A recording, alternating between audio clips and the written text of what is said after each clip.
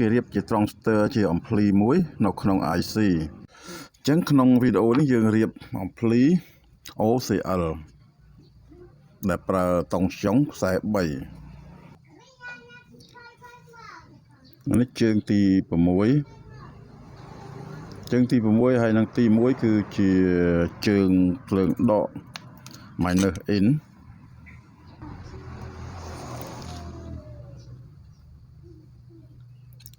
volt ដកអញ្ចឹងភ្លើងបូកចូលជើងទី3ជើងទី9គឺជាជើងម៉ាស់រួម GND ដែលយើងហៅថា mass row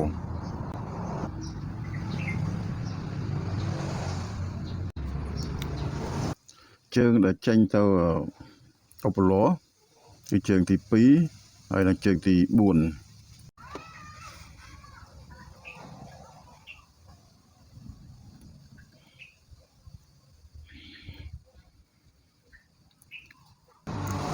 រេស្តង់នេះគឺ 4.7 នោះគឺរេស្តង់ 4 ពណ៌ដាក់សម្រាប់ប៉ារ៉ាស៊ីតសំលេង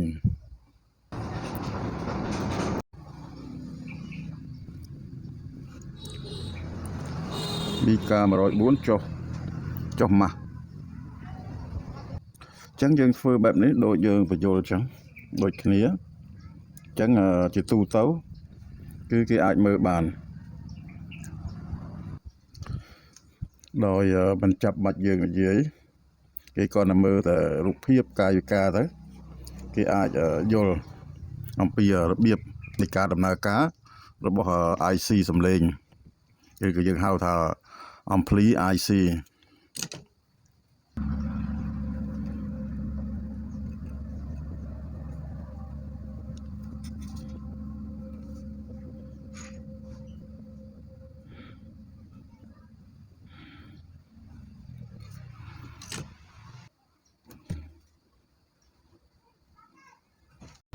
ចឹងជើង2នេះគឺជាសញ្ញាសំឡេងហើយបើសិនតែយើងឃើញមានរេស្តង់ហើយមានកាប៉ាស៊ីទ័រចុះម៉ាស់គេថាគេផ្គុំសម្រាប់បំបត្តិប៉ារ៉ាស៊ីតអញ្ចឹងវានៅក្នុងឧបករណ៍អីក៏មានដែរសម្រាប់ប៉ារ៉ាស៊ីត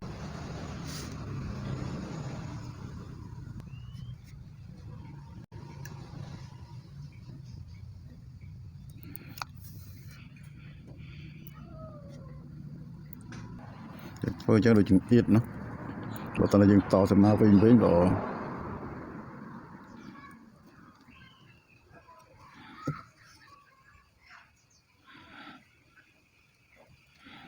អូខេ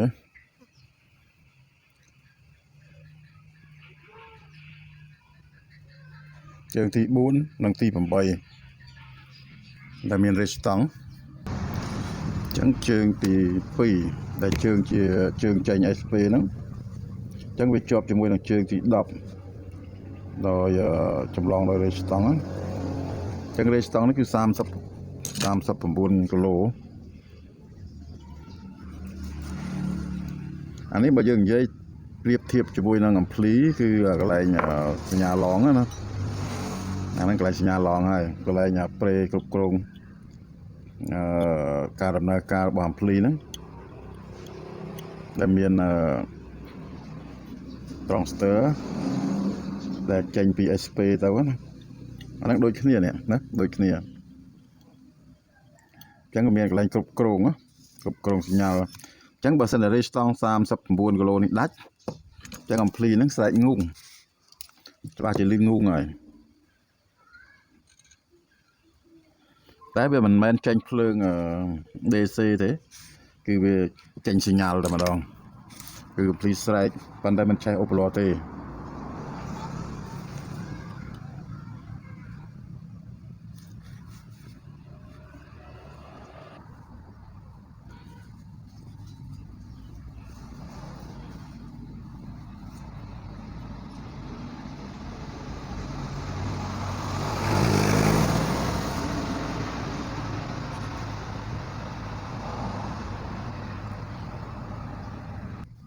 ចឹងកន្លែងនេះ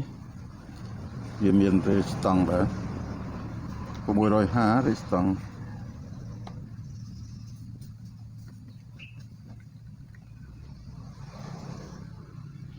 rê stong 2 គ្រាប់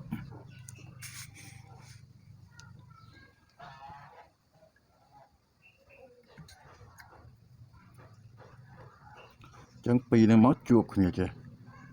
អាហ្នឹងគឺប៉ារ៉ាស៊ីតដូចគ្នាប៉ារ៉ាស៊ីតសញ្ញាឡងណា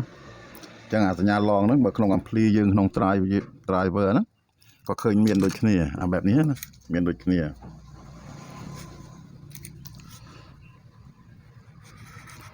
មានអញ្ចឹងហើយមាន capacitor មក capacitor នេះដាក់ប្រហែល472ណា472 4 nano 7អានេះគឺសម្រាប់ប៉ារ៉ាស៊ីតណាប៉ារ៉ាស៊ីតបើយើងនិយាយក៏ជួស្ដាប់គេថាប៉ារ៉ាស៊ីតសញ្ញាឡងបានន័យថាតង់ទី2វាធ្វើឲ្យវាលឺខ្លាំងបានន័យថាលឺមួយក្ដួងហើយវាតង់ទី2វាព្រឹត្តតែខ្លាំងពង្រីកហើយក៏វាគ្រប់គ្រងផងដែរវាសញ្ញាគ្រប់គ្រងការដំណើរការរបស់អំភ្លីអញ្ចឹងគឺបែបនេះអូខេដាក់បែបនេះអញ្ចឹងអំភ្លីត្រង់ស្ទើយកក៏មានអូខេមានរេស្តង់ចេញពី SP ទៅចេញពីខ្សែ SP ទៅហើយក៏វាមានបំបត្តិប៉ារ៉ាស៊ីតដោយរេស្តង់ហើយនឹងកង់ដងចុះមកមានដូចគ្នាអញ្ចឹងហើយយើងបានយើងប្រាប់ថា IC នេះគឺគេធ្វើមកពី transistor ដោយគេរៀបចំជា power ហើយនឹង driver គេថា power ហើយនឹង pre ហ្នឹងនៅជាមួយគ្នាហើយគេប្រើគ្រឿងបង្គុំពីខាងក្រៅដូចជា capacitor បំបត្តិប៉ារ៉ាស៊ីតអីគេបង្គុំនៅខាងក្រៅពោះកង់ដង់អីហ្នឹងគេមិនអាចដាក់នៅក្នុងនោះកើតទេព្រោះវាជា plastic អញ្ចឹងវាមានកម្ដៅខ្លាំងអញ្ចឹងគេដាក់បានដូចជាយ៉ូតហើយនឹងត្រង់ stir fat អីហ្នឹងគេប្រើបានតែសម្រាប់ត្រង់ array ស្តង់ក៏គេប្រើបានដែរប៉ុន្តែសម្រាប់capacitor នេះគឺមិនអាចដាក់ក្នុង IC កើតទេអញ្ចឹងហើយបានគេដាក់នៅខាងក្រៅអញ្ចឹងបន្ទាប់មកយើងដាក់ម៉ាស់នឹងជើង11 IC នេះមានជើងត្រឹម11ទេអញ្ចឹងបើសិនតែគេដាក់បែបនេះមានន័យថាម៉េចប៉ារ៉ាស៊ីតណាគេដាក់ឲ្យចុះម៉ាស់អញ្ចឹងមានន័យថាគេអត់ប្រើអីអញ្ចឹងជើងហ្នឹងអញ្ចឹងគេដាក់ឲ្យចុះម៉ាស់ទៅអូខេអញ្ចឹងគេដាក់ចំនួន2គ្រាប់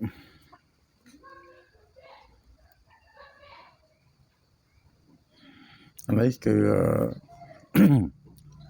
472ដូចគ្នាសម្រាប់ប៉ារ៉ាស៊ីតណាអញ្ចឹង IC សំឡេងនេះគឺមាន stand by អញ្ចឹងសំឡេងចូលគឺចូលជើងទី7គឺជើងខាងនេះ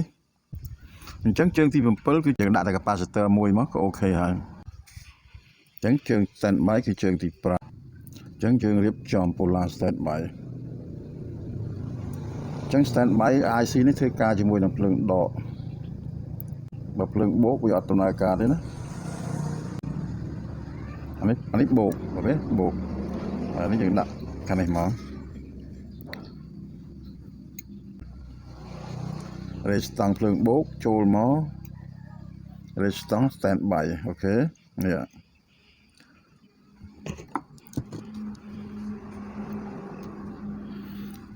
អញ្ចឹងអូខេហើយ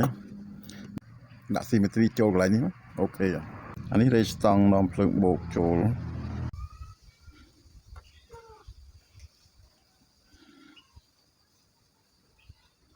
ខ្មៅបូកអូខេ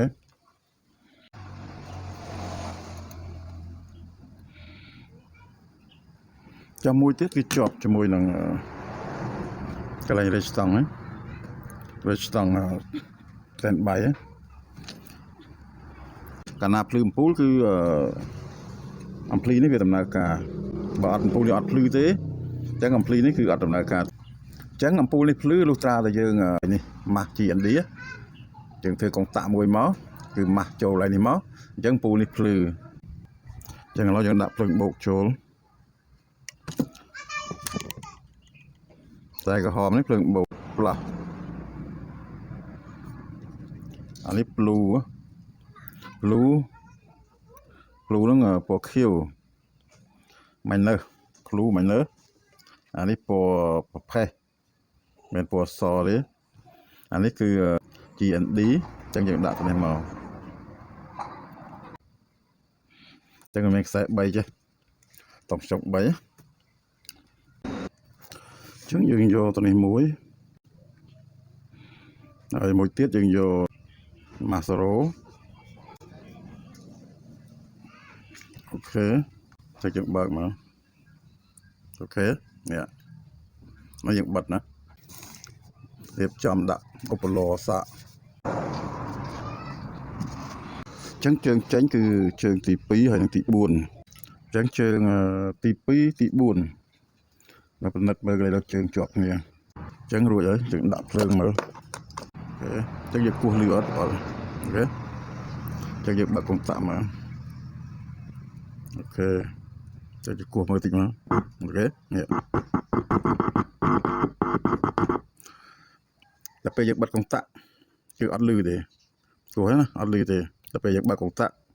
ពូលេភ្លឺទៅយើងគោះដល់លឺអូខេអានេះគឺសម្រាប់យើងធ្វើ power amplifier IC អញ្ចឹងបន្ទាប់មកយើងបិទវាទៅអញ្ចឹងយើងដាក់ប្រេរបស់យើងធ្វើឲ្យមុននេះអូខេអានេះកន្លែងចូល IC អញ្ចឹងកន្លែងនេះយើងដាក់ volume ឬក៏យើងមិនចាំបាច់ដាក់អញ្ចឹងនៅកន្លែងនេះយើងដូរដាក់IC capacitor មួយសម្រាប់សញ្ញាចូល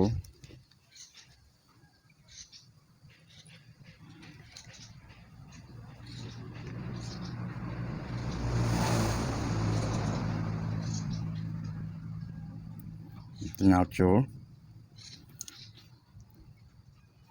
នេះយើងដាក់អានេះបូក in ណាបូកចូលហើយជាប់មួយបូកនេះមក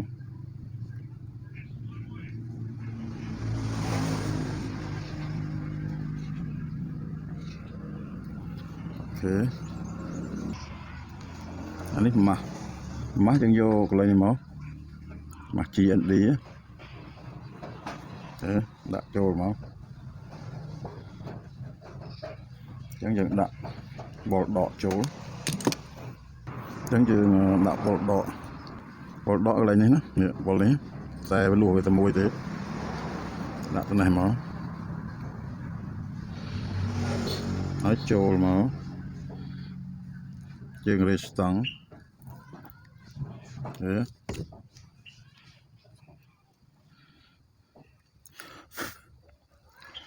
ចឹងនៅសល់ signal sound សញ្ញាសំឡេង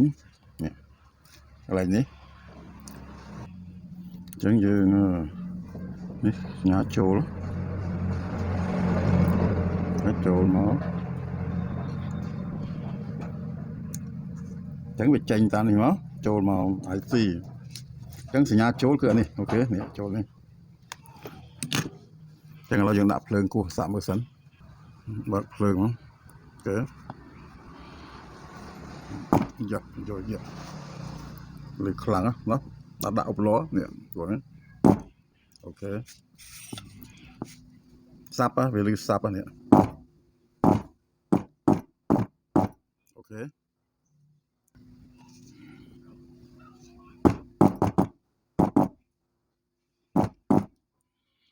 អូខេបិទនេះយើងបិទកាលណាយើងបិទគោះអត់លឺណាអត់លឺតោះតែយើងបើកតែយើងបើកគោះអូខេ